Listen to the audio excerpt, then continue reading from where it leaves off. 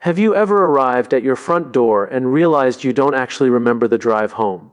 It is a chilling realization, isn't it? To realize that for 30 minutes, or an hour, your body was functioning, your eyes were open, and you were navigating complex machinery at high speeds, yet you weren't really there, you were elsewhere. You were in the past, replaying a conversation that didn't go your way. You were in the future, anxious about a deadline that hasn't arrived yet. You were everywhere except in the seat of your own life. We spend so much of our lives in that fog.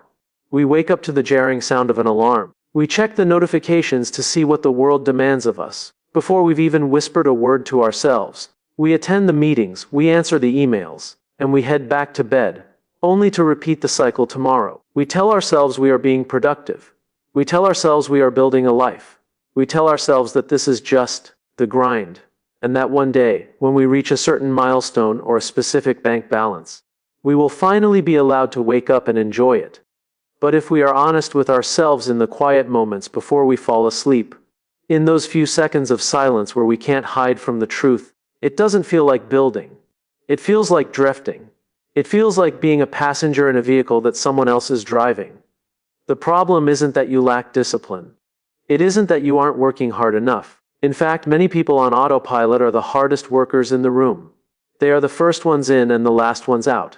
The problem is a crisis of belief. Most of us have been trained from a very young age to obsess over the what and the how. We are taught to focus on the salary, the title, the status symbols, and the daily mechanics of survival.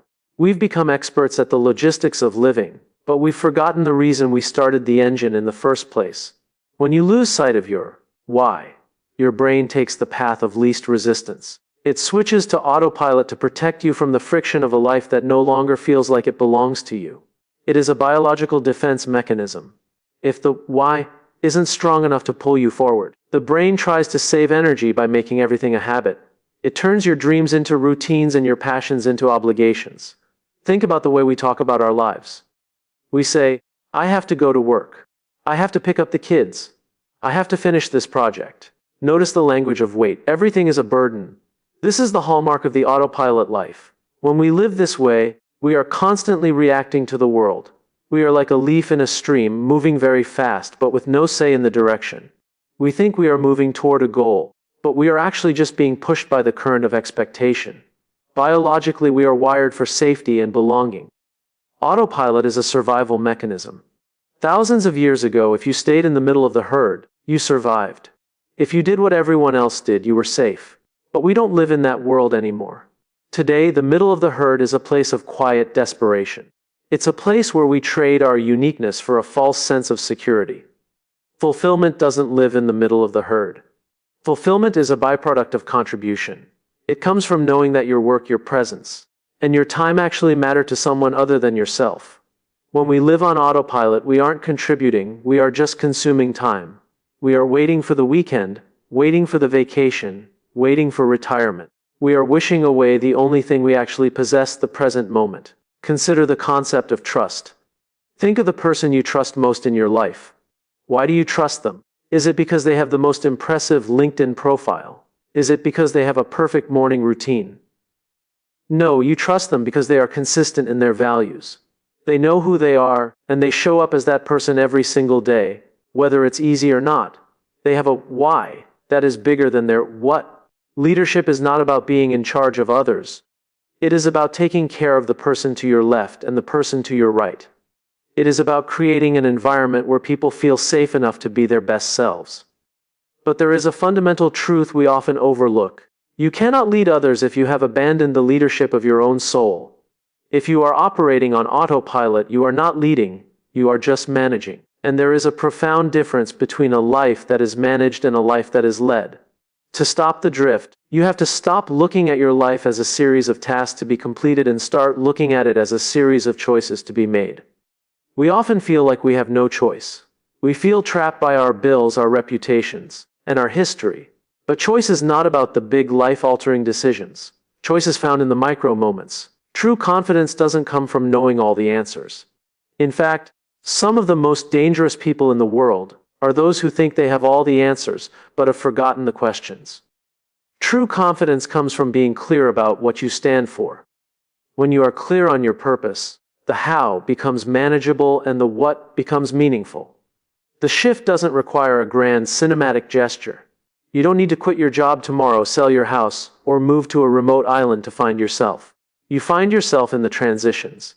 You find yourself in the spaces between the important things. In that space between waking up and reaching for your phone, that 5-second window where your mind is still clear, ask yourself, who am I serving today?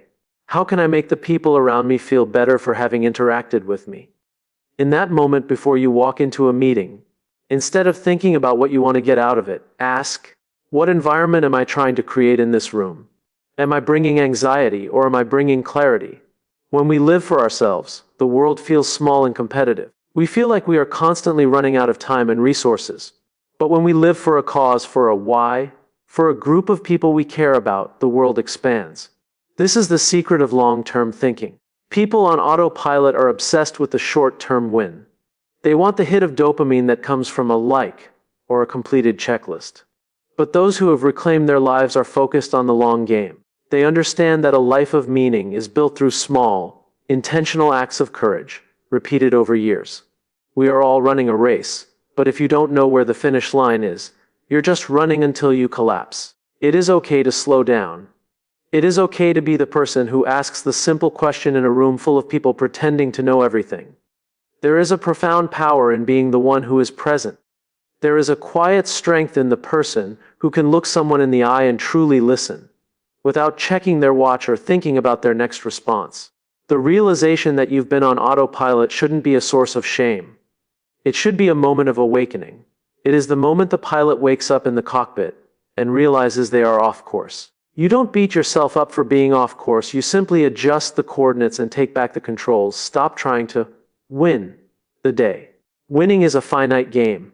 It has an end, and then you have to start all over again. Instead, start trying to be worthy of the time you've been given. When you choose to live with intent, the fog begins to lift. The colors seem a bit brighter. The challenges feel a bit lighter. You start to see the people around you not as obstacles to your progress, but as partners in a shared journey. You start to see your setbacks not as failures, but as the very things that give your why its depth and its grit. We often fear that if we turn off the autopilot, we will crash. We fear that if we stop doing what we've always done, everything will fall apart. But the opposite is true. When you turn off the autopilot, you finally start to fly. You might feel the turbulence. You might feel the wind. You might feel the weight of the responsibility. But you will also feel the exhilaration of being alive. The autopilot is comfortable. It is safe. It is predictable. But it is also a quiet way to disappear. It is a way to reach the end of your life and realize you were never really there for the middle of it. Take the wheel back. Not because it's easy, not because you have a perfect plan, but because the journey is actually worth seeing.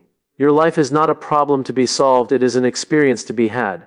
It is a contribution to be made. So, tomorrow morning, when the alarm goes off, don't just react.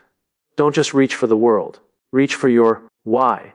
Sit in the silence for a moment and remember who you are and who you are here to serve. Everything else, the how and the what, will follow. But only if you are the one in the seat.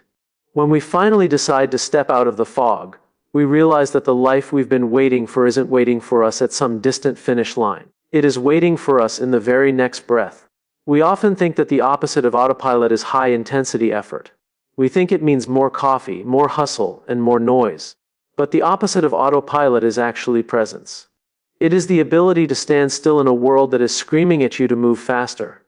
It is the courage to look at your current circumstances, no matter how messy or imperfect they may be, and say, I am here and I am choosing this. There is a quiet, steady confidence that comes from living this way. It's the kind of confidence that doesn't need to shout to be heard.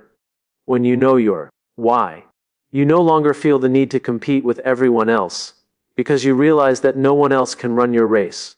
You stop looking for shortcuts because you finally understand that the process is the point. The struggles you face today are not interruptions to your life. They are the training ground for the person you are becoming. Think about the legacy you want to leave. When people talk about you years from now, they won't remember the spreadsheets you finished or the errands you ran. They will remember how you made them feel. They will remember that when you were with them, you were really with them. They will remember that you stood for something. That you lived with a sense of purpose that made them feel like they could find theirs too. That is the true power of waking up.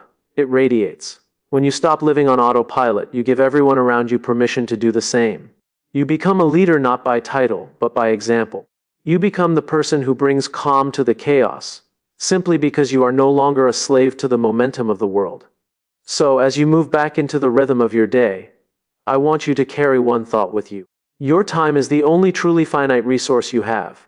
You can earn more money, you can find a new career, and you can build new things. But you cannot manufacture a single second of yesterday. Every moment you spend on autopilot is a moment you have effectively given away. Take your time back. Take your attention back. It starts with a single intentional breath. It starts with looking at a stranger and seeing a human being. It starts with doing your work not because you have to, but because it is your contribution to the world. The autopilot is a suggestion, not a mandate. You have your hands on the controls, you always have. You just have to be brave enough to look out the window and see how far you can really go. Stop drifting. Start choosing.